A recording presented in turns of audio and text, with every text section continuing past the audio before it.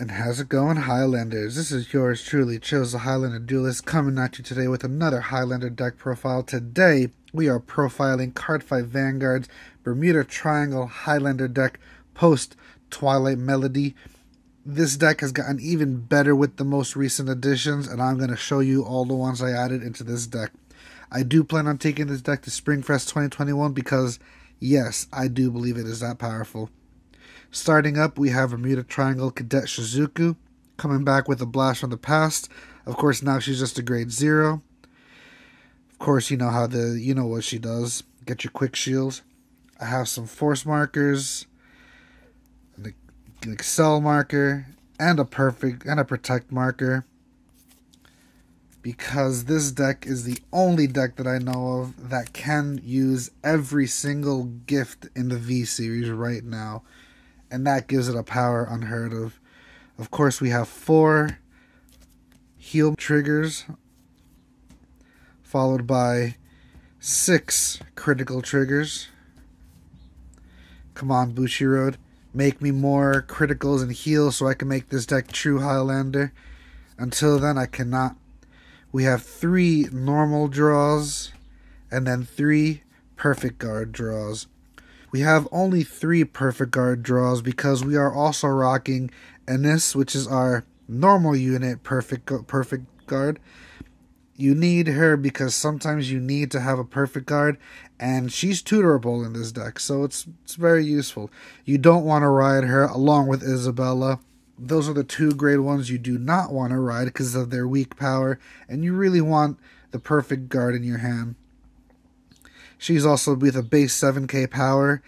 It's not the best for a starting ride, but if you have to, you have to. It's what the game is. Radka is one of your better starting vanguards because on hit, she allows you to draw for free. It's also an 8k base. Betty is really great because it has a Highlander ability, allowing you to get more cards to your hand. Sedna is just classic Sedna with even more better abilities. More power, more recycling, allows you to get grade 3s. What's not to like?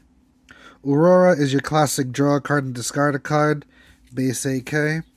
And Ina is just your standard attacking grade 1. She's good.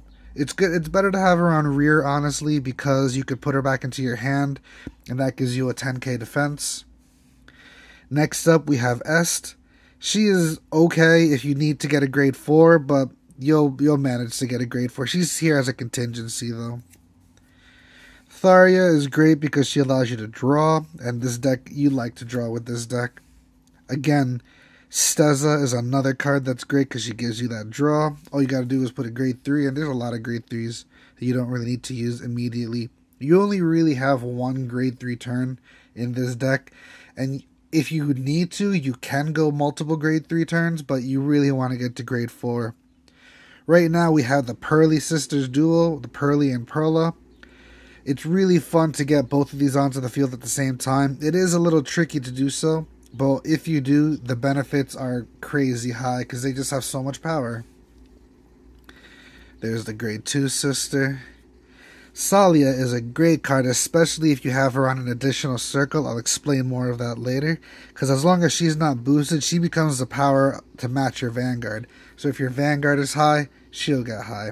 And it's such a great card, trust me on that. Actina, sorry if I butchered that name, is great to have when you have a grade 4 Vanguard because she gets +3 per your Vanguard's grades. Just make sure to intercept with her because she will retire at the beginning of your ride phase. Scotia, how am I saying it? Scotia is a great card because it allows you to play mind games with your opponent. If they guard more than twice, she gets immediately +15k. A lot of abilities in this deck are really free, so it allows you to have a lot of freedom to do what you want. Some abilities that you have to pay for, like this one, are just really great. Ines allows you to get +5 to her, and it allows you to, if you call for rear guards, it allows you to draw. It's another draw. This deck has so many draw abilities. Broom is great because she becomes +5 on your opponent's turn, and when she hits a Vanguard, it's a draw. So your opponents will target her first, but with that +5, it does help out, makes them have to work a little bit more. Everybody knows Chocolate Heart Lisa a lot. She was a great card when the Melody era was around. She's still a great card. Next, we have a new addition, Top Idol Aqua. My OG fans will remember her from the original Bermuda Triangles before the V-Series was even a thing. But now she has more abilities, allowing you to draw a card and discard a card. Mirada is a great card because she allows you to draw, then she allows you to ride another grade 2. I like to ride Into Me because that 12k attack is just amazing. Against the Protector and Excel clan, she doesn't do anything for you on the rear guard because no intercept defensive ability, but that 12k attack power is phenomenal when versing non-force. Starting with the grade 3s, we have Perfect Performance Ange. She is simply great in her reiteration now. Such a great card to use. A great grade 3 ride. Lupina is another great grade 3 ride. You get 2 forces the first time you use her, 1 on her ride, 1 on her ability. And then when you attack, you get to stand every unit that has a force marker on it. Every rear guard with a force marker, my mistake. Chirua is great because she has an on-place ability, and she allows you to stand a Vanguard. After she attacks, drive -1, of course. Cutire is great because on place, she allows you to tutor a card, as long as you know it by name. And Geraldine is another great card because she has an on-place ability with a Highlander ability, allowing you to summon 2 cards up to rearguard circles. The twins of this deck, Velvet Voice Raindear, there's a lot of things that can be done with her. Now you can run more of her, up to 3. You don't want to do too many because then you're just gonna ride into her. But I have played her up to 4, but then it just becomes a Reindeer deck. I like having her at 2 because it allows you to keep a hand advantage, so you can do a lot of defensive plays. But having her at 3 is not bad at all.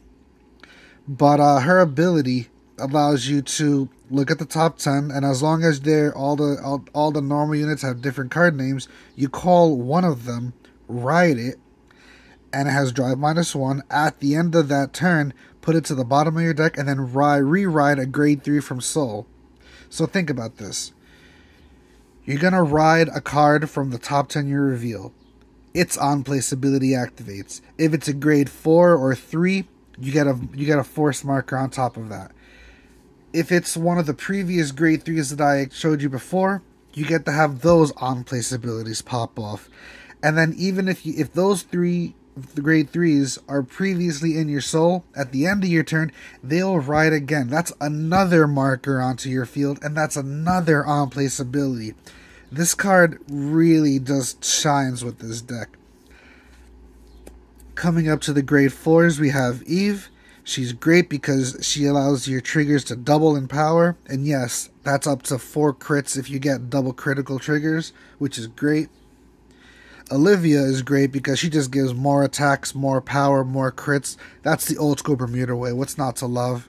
And coming up to the 3 old school Bermuda Highlanders, we have Irina, who allows you to attack twice. Aneska, who allows you to get 1 of each gift marker, and Laura, who allows you to replenish your entire field. These cards were the original OG Highlanders when this deck first came out, and they are still usable today because all their abilities are free.